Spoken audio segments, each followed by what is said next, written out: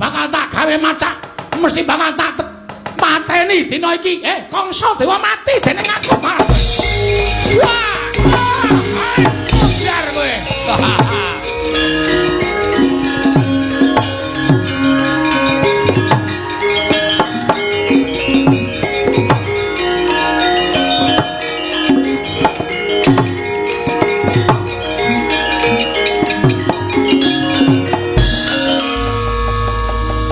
Raden Kangsa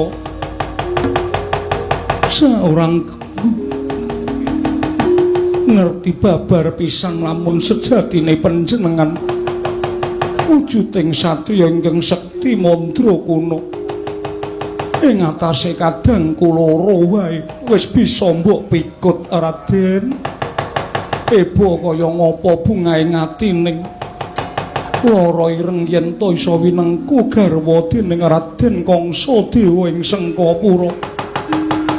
Mara gage walana kadangku sakarone boyongen lara ireng purba wasesanen uriping Bratajaya Raden Kangsa ing Gagatri sangga pirang urinangkul kinempit-kempit dosang reknaning bawana kedhep tesmak Sang Kangsa Dewa ngenya ngawuningani citraning sang lara ireng ya Sang Bratajaya eling-eling wanudya sulistya ing warna mula kawawa nyiram bramantyaning kakung ing kaduk kepanasen nenggih Sang Kangsa Dewa supe ngenya narungku satria kekalih nenggih Sang Narayana miwah Sang Kakrasana saya kendho panyepenge Sang Kakrasana miwah Sang Narayana sigra tanggap satria kekalih amusti Kyai Nenggala miyah Kyai Senjata Cakra den tamakaken dadaning Sang Kangsa Dewa pecah kapisanan putra Mandura.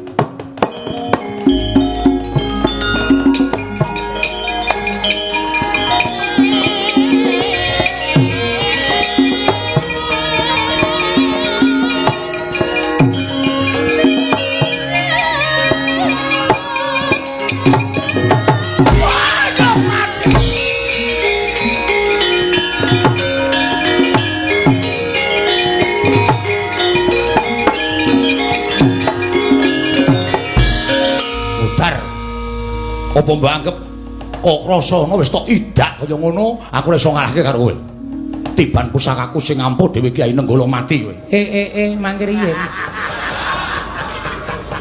Sing mateni menika Senjata Cakra. Sing ngono sapa? Sing ngono sapa? Nenggala karo Cakra kuwi ampuh Nenggala. Mangke rumiyin to, kula menika ingkang ngliga Kyai Senjata Cakra. Aku ya nggawa Nenggala. Aku sing mateni. Bangsa Dewa Rerusuh negara Mandura. Nanging kula ugi namakaken pusaka. Pusakamu kuwi apa? Ming kaya gir ngene kok. Nek kena ya ora bakal mateni. Nggih sampun. Nek ngaten panjenengan ingkang mejahi Kangsa, mboten napa-napa panjenengan mejahi. Ning menika anak Ratu Mandura, nek bapakne ora trima panjenengan tanggung jawab. Lah jare aku anak Ratu Mandura. Lah sing ngakoni sapa? Pangandianing pukulun Bathara Brahma. Apa Bathara Brahma arep mudhun ing jagat dadi seksi? Sampeyan ajeng bayar pinten? Dadi seksi niku abot lho. Waduh, ya nek anu Senjata Cakra sing mateni Kangsa. Amoh. Wong mau panjenengan niku senjata sing mateni Nenggala kok kanca Cakra mboten mandi wong Cakra kuwi kaya gir becak kok. Ngapa? Gah aku nek ngono kuwi gah. Sing mateni wong loro, wong siji ming Kakang Mas Kakrasana sing pusakane ampuh dhewe sak donya paringane Bathara Brahma. Nek ming Cakra ya apa ming kaya gir bintang. Wong nek senengane ngombe ngono kuwi. Gir bintang ora. Sampun monggo. Ya ora ya aja kaya ngono. Sapa mateni anakku?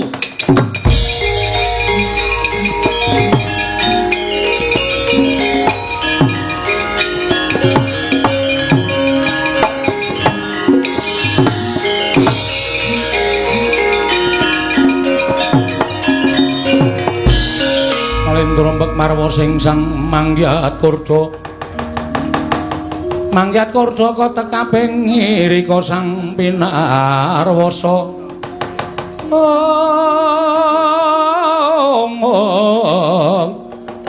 Ngrika sang pinarwasa.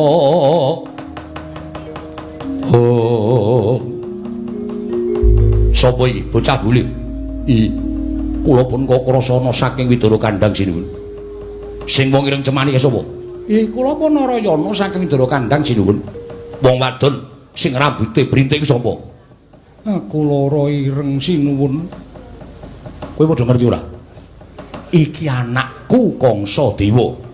Iki anak Ratu Mandura. Lah kok dadi anakku mati ana ing papan kene saiki maragake padha ngaku. Sing mateni anakku sapa? Sing mateni anakku sapa? Anu Kakang Mas Kakrasana. Udu. Anu sanes udu, anu udu sanes. Wirataya kowe gugup ora kowe? Udu sanes piye? Kula mboten mejahi sinuwun. Ing mejahi senjata cakra. Mboten ing mejahi Kyai Nenggala.